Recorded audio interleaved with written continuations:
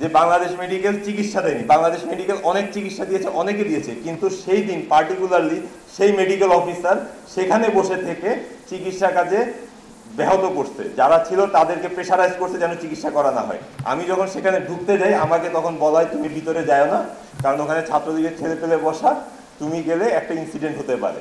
তা আমি ভিতরে গিয়ে দেখলাম আসলেই ছাত্রলীগের ছেলে পেলে বসা ছিল, তারা বসে সেখানে ডক্টর প্রেশারাইজ করতেছিল এবং ইমার্জেন্সিতে ম্যাক্সিমাম চিকিৎসা করা হচ্ছিল ছাত্রলীগের ছেলেদের, কল দিয়ে দিয়ে এনে ছাত্র পরিচয় দিয়ে এখানে চিকিৎসা করা হচ্ছিল।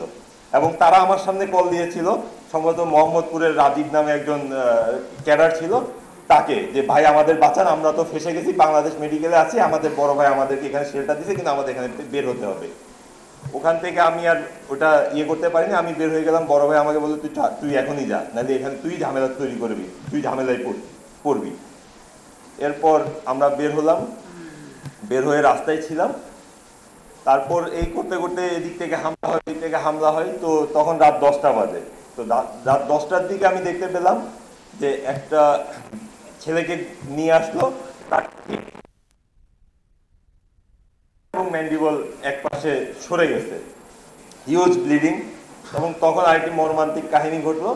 আমি দেখলাম আমাদের ইমার্জেন্সি মেডিকেল অফিসার তার একটা চ্যানেল ওপেন করে তারা সরকারিতে পাঠাতে পারতো। হ্যাঁ, আমরা জানি এই জিনিসগুলো একটু ইমার্জেন্সি কন্ট্রোল করার মতো আমাদের এখানে হয়তো ওই সময় ওই মোমেন্টে সেটা ছিল না, কিন্তু তারা কোনো চ্যানেল ওপেন না করে দিয়ে বলে সরকারিতে নিয়ে যান।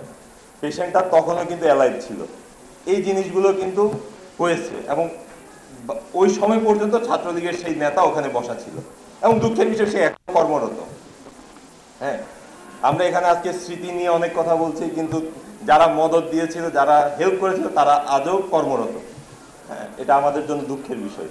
এবং রাতের বেলা আমরা বের হলাম, আমার বাসা রাস্তার ওপার দিয়ে যেতে হবে।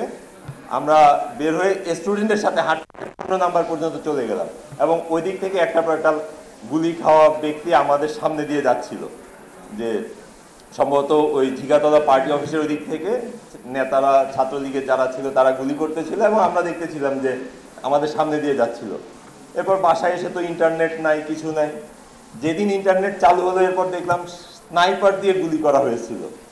তখন আমি অবাক হলাম যে আমি যে সেই রাতে 15 নাম্বার পর্যন্ত হেঁটে চলে গেলাম, স্নাইপারের গুলি যদি থাকতো তাক করলে তো সবার মাথা, কাউকে পাক আর না পাক, আমার মাথাটা দেখা যেত।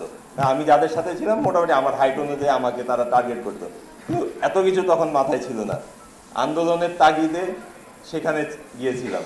উত্থানে আমাদের অনেকের অনেক কিছু মারা গেছে, কিন্তু আমার ট্রমা শুরু হয়েছিল 1998 সালের 7ই অক্টোবর, যেদিন আমার বাবাকে আওয়ামী লীগের কুখ্যাত সন্ত্রাসী খুন করেছিল চট্টগ্রামে। 7ই অক্টোবর ছিল।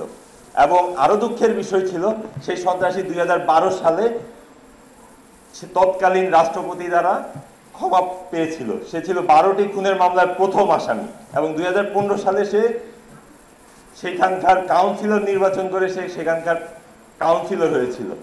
হ্যাঁ, এর থেকে বেশি ট্রমা হয়তো আর কেউ এখানে সহ্য করেছে কিনা আমি জানি না। আমি আমার বাবার খুনিকে দেখতাম, সে পোস্টার লাগানো, সে প্রথম 1 নম্বর আসামি ছিল, কিন্তু আমরা কিছু করতে পারিনি।